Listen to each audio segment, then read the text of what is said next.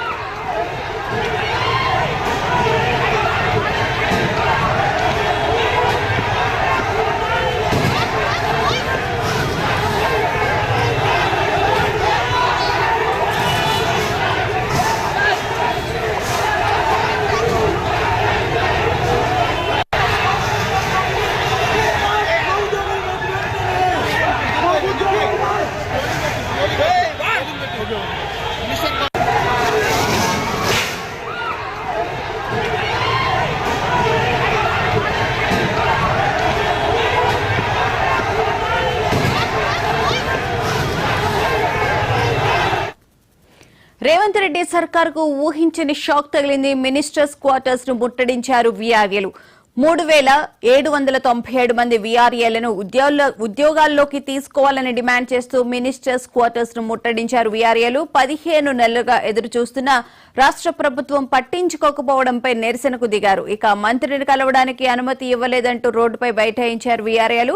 దీంతో ministers quarters దగ్గర ఉద్రిక్త పరిస్థితి నెలకొంది. అయినప్పటికీ మినిస్టర్ క్వార్టర్స్ లోకి దూసుకు వెళ్లారు వీఆర్ఏలు. అటు వారిని అడ్డుకుంటున్నారు పోలీసులు. దీంతో పోలీసులకు వీఆర్ఏలకు మధ్య తోపులాట జరిగింది. దీంతో అక్కడ పరిస్థితి ఉద్రిక్తంగా మారింది.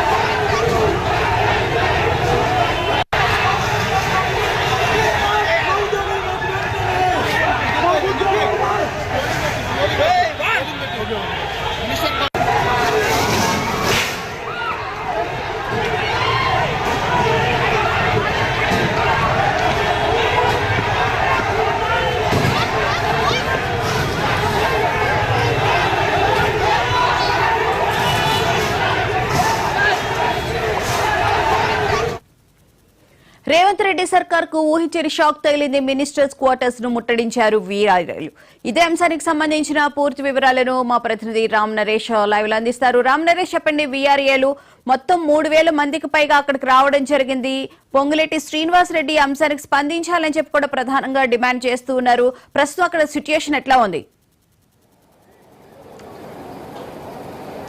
భూన వీఆర్ఏలకు సంబంధించిన సమస్యలపై ప్రభుత్వం నిర్లక్ష్యంగా వ్యవహరిస్తుందంటూ మినిస్టర్స్ క్వార్టర్ని ముట్టడించడం జరిగింది.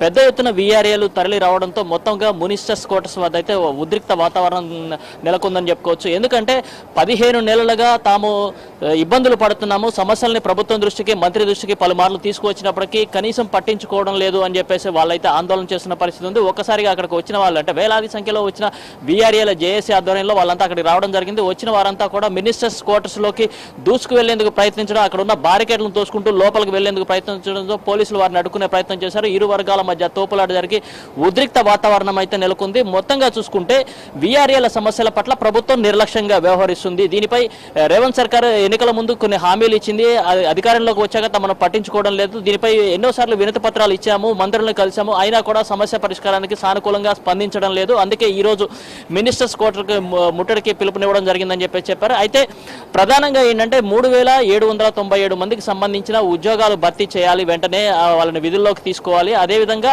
20,000 మంది చేయాల్సిన ఉద్యోగాలకు సంబంధించి అంటే ఏదైతే ఉద్యోగాలు 20,000 మంది చేయాల్సి ఉంటుందో దానికి సంబంధించేసి కేవలం 3,000 మందితోనే పనులు చేపిస్తున్నారు. వాళ్ళపై పని భారం పెరుగుతుంది. దాదాపు 265 మంది ఇప్పటికే ఉద్యోగంలో ఉండి చనిపోయిన పరిస్థితి ఉంది. ఒత్తిడి, పని భారం పెరిగి చనిపోతున్న పరిస్థితి ఉంది.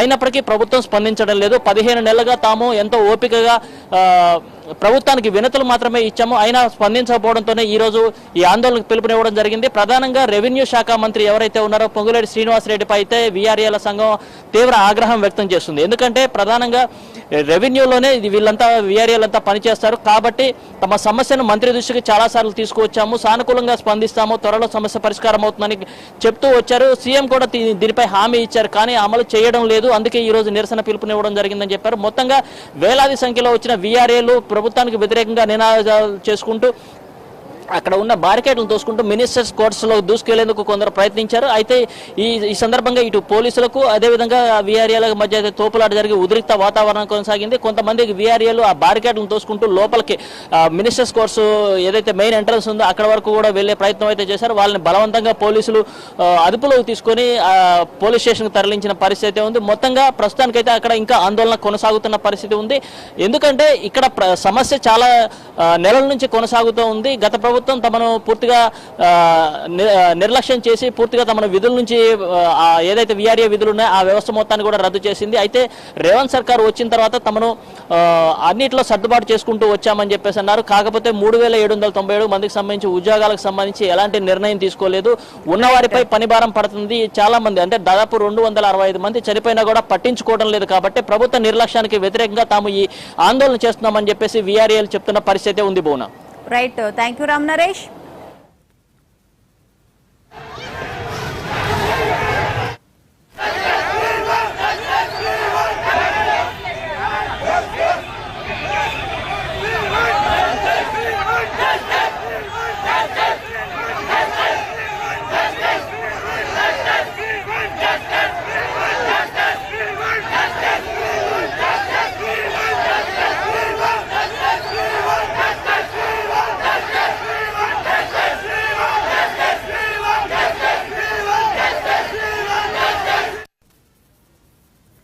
సమగ్ర కులగణన నివేదికను రాష్ట్ర ప్రభుత్వం అసెంబ్లీలో ప్రవేశపెట్టనుంది. తర్వాత దేశవ్యాప్తంగా కుల గణన చేపట్టాలని తీర్మానం చేసి కేంద్రానికి పంపనుంది. ఎస్సీ వర్గీకరణపై కూడా ఏకసభ్య కమిషన్ ఇచ్చిన నివేదికను అసెంబ్లీలో ప్రకటించనుంది. అంతకంటే ముందు అసెంబ్లీ హాల్లో సీఎం రేవంత్ రెడ్డి అధ్యక్షతన రాష్ట్ర మంత్రివర్గం సమావేశం జరుగుతుంది. ఈ సందర్భంగా కులగణన రిపోర్ట్, ఎస్సీ వర్గీకరణ రికమెండేషన్స్ రిపోర్ట్స్ పై చర్చించి ఆమోదం తెలుపుతారు.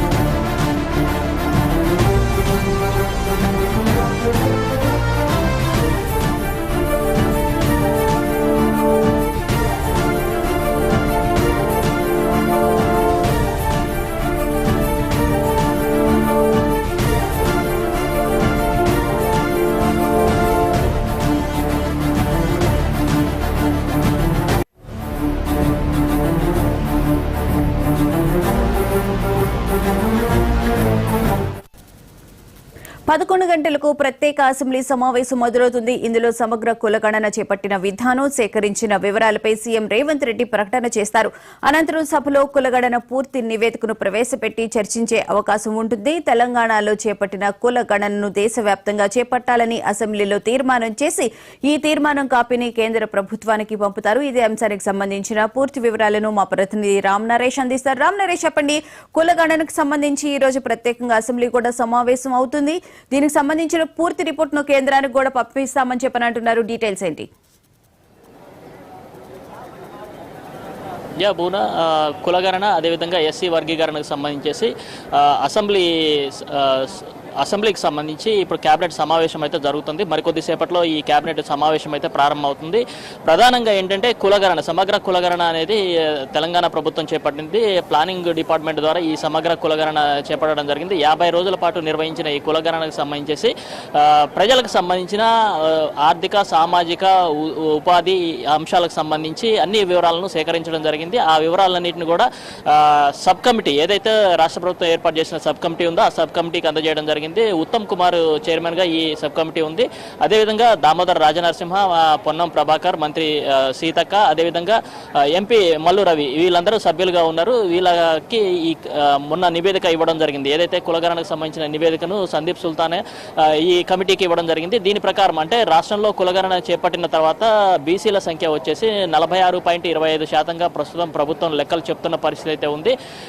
అయితే దీనిపై ఈ లెక్కల వ్యవహారంపై మాత్రం కొంత ప్రతిపక్షాల నుంచి విమర్శలు కొనసాగుతున్నాయి. సమగ్ర కులగణన అనేది జరగలేదు, కేవలం అంకెల గారడీ మాత్రమే చేస్తున్నారు. గతంలో చేసిన సర్వేలో ఏదైతే ఉందో దాంట్లో బీసీల సంఖ్య దాదాపు 40% వరకు ఉంది. అయితే ఇప్పుడు చేసిన దాంట్లో కేవలం 46% చూపిస్తున్నారు. ఇది దాదాపు 60% వరకు ఉంది.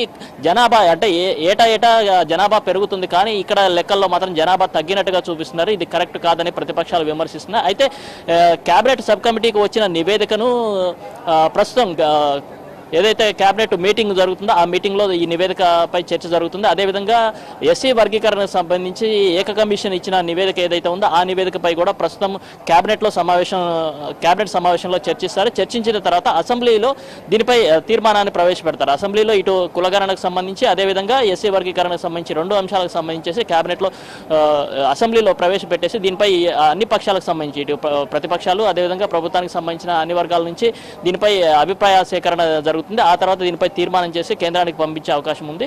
ప్రధానంగా ఏంటంటే కులగణన ద్వారా రాష్ట్రంలో బీసీ రిజర్వేషన్లకు సంబంధించి దాన్ని ఏ విధంగా అమలు చేయాలి, ఇప్పటికే ప్రతిపక్షాలు 42% అమలు చేయాలని చెప్పేసినారు. అధికార పార్టీ కూడా ఇప్పటికే అంటే ఎన్నికల సమయంలో హామీ ఇచ్చింది 42% అమలు చేస్తామని చెప్పేసి. అయితే దీనికి సంబంధించి పూర్తిస్థాయి కులగణన చేపడితేనే దానికి సంబంధించిన పూర్తి వివరాలు వస్తాయి. కాబట్టి 50 రోజుల పాటు నిర్వహించిన కులగణనకు సంబంధించిన నివేదిక అయితే ఇప్పుడు రాష్ట్ర ప్రభుత్వం చేతికి వచ్చింది. కేబినెట్లో దీనిపై చర్చిస్తున్నారు. చర్చించిన తర్వాత అసెంబ్లీలో పెట్టేసి దీనిపై అన్ని పార్టీలకు సంబంధించిన అభిప్రాయాలు సేకరిస్తారు. అదేవిధంగా దీనికి సంబంధించి ఇప్పటికే బీసీలకు సంబంధించేసి ప్రభుత్వం చేపట్టిన ఏదైతే లెక్కలు ఉన్నాయో ఈ గణాంకాలు తప్పులు ఉన్నాయని చెప్పి బీఆర్ఎస్ పార్టీకి సంబంధించిన సభ్యులైతే తీవ్ర వ్యతిరేకత వ్యక్తం చేస్తున్నారు. ఎందుకంటే గతంలో కేసీఆర్ నిర్వహించిన సమగ్ర సర్వేలో చాలా సెన్సెస్ ప్రకారం చూసుకుంటే అప్పటి లెక్కలకి ఇప్పటి లెక్కలకి తేడా చాలా ఉంది అని చెప్పేసి చెప్తున్న పరిస్థితి ఉంది. జనాభా పెరుగుతున్నప్పుడు ఏటా జనాభా పెరుగుతుంది కాబట్టి ఆ లెక్కలు చూసుకుంటే ప్రస్తుతం ప్రభుత్వం చెప్తున్న లెక్కలు కరెక్ట్ కాదు, ఇది కేవలం అంకెల గారడీ మాత్రమే అని చెప్పేసి చెప్తున్న పరిస్థితి ఉంది. అయితే 11 గంటలకు దీనిపై అసెంబ్లీలో చర్చ పెట్టే అవకాశం ఉంది కాబట్టి చర్చ జరుగుతుంది. దానికి సంబంధించేసేదే ప్రతిపక్షాలు అంటే ఇటు బీఆర్ఎస్ పార్టీ కానీ అదేవిధంగా బీజేపీ పార్టీల నుంచి అయితే దీనిపై అభ్యంతరాలు వ్యక్తమయ్యే అవకాశం ఉంది. వాడివేడిగా ఈ సభలో దీనిపై చర్చ జరిగే అవకాశం ఉన్నట్లుగా తెలుస్తుంది. ప్రధానంగా ఏంటంటే రానున్న స్థానిక సంస్థల ఎన్నికలు అదేవిధంగా మిగతా ఎన్నికలన్నిటికీ కూడా ఈ బీసీ రిజర్వేషన్ అంటే ఇక్కడ ఉన్న నివేదిక ఏదైతే ఉందో దాని ప్రకారమే బీసీ కులగణనకు సంబంధించేసి రిజర్వేషన్లు అమలు చేయాల్సి ఉంటుంది. దీనికి సంబంధించేసి ప్రభుత్వం చిత్తశుద్ధితో ఉందని చెప్పేసి చెప్తున్నప్పటికీ కానీ లెక్కలు మాత్రం అందుకు తగ్గట్టుగా లేవు అని చెప్పేసి చెప్తున్నారు. ప్రభుత్వం దీన్ని 7వ తారీఖు నిర్వహించాలనుకుంది. అయితే కొన్ని రాజకీయ కారణాలు ఇతర కారణాలతో ప్రస్తుతానికైతే 4వ తారీఖే నిర్వహించాలని చెప్పేసి ప్రభుత్వం ముందుకు జరపడం జరిగింది. ఎందుకంటే ఎస్సీ వర్గీకరణకు సంబంధించి కొన్ని అంశాలపై అభ్యంతరాలు వ్యక్తం అవుతున్న పరిస్థితి అయితే ఉంది. ఈ నేపథ్యంలోనే 7వ తారీఖు మందకృష్ణ మాదిగా లక్ష డప్పుల కార్యక్రమం నిర్వహిస్తున్నారు. అదే తారీఖు ఫస్ట్ అసెంబ్లీ సమావేశాలు అంటే దీనిపై కేబినెట్ సమావేశం అదేవిధంగా అసెంబ్లీ సమావేశాలు నిర్వహించుకున్నప్పటికీ ఎస్సీ వర్గీకరణపై ఒత్తిడి వస్తుందనే భావంతో 4వ తారీఖుకి మార్చడం జరిగిందని చేసే ప్రచారం ఉంది.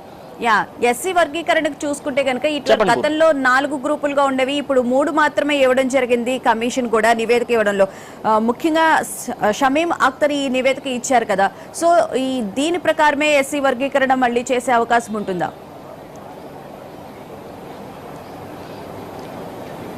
ఏదైతే ఏకసభ్య కమిషన్ షమీం అఖ్తర్ ఇచ్చిన నివేదిక ఉందో ఎస్సీ వర్గీకరణకు సంబంధించి దీనిపై అయితే కొన్ని అభ్యంతరాలు అయితే వ్యక్తమవుతున్నాయి. ఈ నివేదిక సరిగా లేదు అని చెప్పేసి కొన్ని వర్గాల నుంచి వ్యతిరేకత వ్యక్తమవుతుంది. ప్రధానంగా ఏదైతే ఎస్సీ వర్గీకరణ చేపట్టాలని మందాకృష్ణ మాదిగ కానీ మీ ఇతర వర్గాలు కోరుతున్న పరిస్థితి అయితే దీని ఎస్సీ వర్గీకరణ అవసరం లేదు, ఇప్పటికే వాళ్ళకి ఇవ్వాల్సినంత వరకు ఇచ్చాము అని చెప్పేసి ఇంకొక వర్గం అంటే మాల వర్గానికి సంబంధించిన వాళ్ళంతా అభ్యంతరం వ్యక్తం చేస్తున్నారు. కాబట్టి ప్రభుత్వం దీనిపై ఏ నిర్ణయం తీసుకున్నా 2 వర్గాల నుంచి అంటే ఇటు ఎస్సీలకి అనుకూలంగా నిర్ణయం తీసుకుంటే అది ఓకే, కాకుంటే ఈ మాల వర్గానికి సంబంధించిన వాళ్ళైతే దీన్ని వ్యతిరేకించే అవకాశం ఉంది. ప్రస్తుతానికి మాల సామాజిక వర్గానికి సంబంధించిన వాళ్ళు దీనిపై అసెంబ్లీలో చర్చ జరిగితే తమకు అనుకూలంగా నిర్ణయాలు రాకపోతే దీనిపై ఆందోళన వ్యక్తం చేస్తామని చెప్పేసి హెచ్చరించిన నేపథ్యంలో ఏం జరుగుతుందో అయితే చూడాలి. 11 గంటలకి దీనిపై ఇటు బీసీ కులగణన అదేవిధంగా ఎస్సీ వర్గీకరణ 2 అంశాలకు సంబంధించి అసెంబ్లీలో చర్చ జరిగే అవకాశాలు అయితే ఉన్నాయి. బూనా, right, thank you Ram Naresh.